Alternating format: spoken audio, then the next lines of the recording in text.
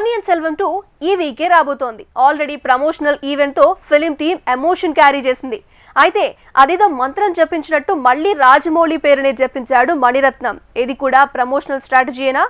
నిజంగానే మణిరత్నం జక్కన్నను మెచ్చుకున్నాడా? Just watch it. Ponniyin Selvan 2 ఈ వారమే రాబోతోంది. రిలీజ్ కి 1 వీక్ ముందు ఫిలిం టీమ్ ప్రమోషనల్ ఈవెంట్ తో ప్రమోషన్ షురూ చేసింది. మొన్న మధ్య టీజర్, ట్రైలర్ తర్వాత పాటలు ఇవేమీ వర్కౌట్ కావట్లేదు. అందుకే మణిరత్నం స్ట్రాటజీ మార్చాడంటున్నారు. Ponniyin Selvam part 1 pre release event లో రాజమౌళిని మెచ్చుకున్న Maniratnam Ponniyin Selvam 2 pre release event లో కూడా జక్కన్నని ఆకాశానికెత్తేశాడు. దీనికి కారణం మన మార్కెట్ ని ఐస్ చేయటమే అంటూ ఓ వాదన మొదలైంది. మణిరత్నం లివింగ్ లెజెండ్ అని ఎప్పుడో ప్రూవ్ చేసుకున్నాడు. కానీ సౌత్ సినిమాను దేశవ్యాప్తంగా జనం ఊగిపోయేలా అందరిలోకి తీసుకువెళ్ళింది మాత్రం రాజమౌళినే.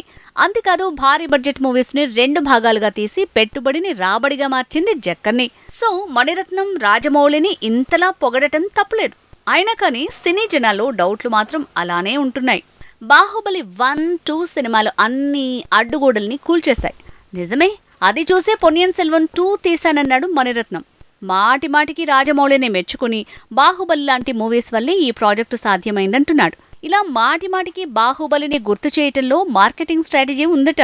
పొన్నియిన్ సెల్వం కూడా బాహుబలి లాంటిదే అని జనాల్లోకి రిజిస్టర్ అయ్యేలా చేయటమే మణిరత్నం స్ట్రాటజీ అంటున్నారు. పొన్నియిన్ సెల్వం ని ఎంత బాహుబలితో పోల్చినా PS1తో వచ్చిన రిజల్టే చెప్తుంది. ఇది ఎప్పటికీ బాహుబలి మూవీ అనలేమని.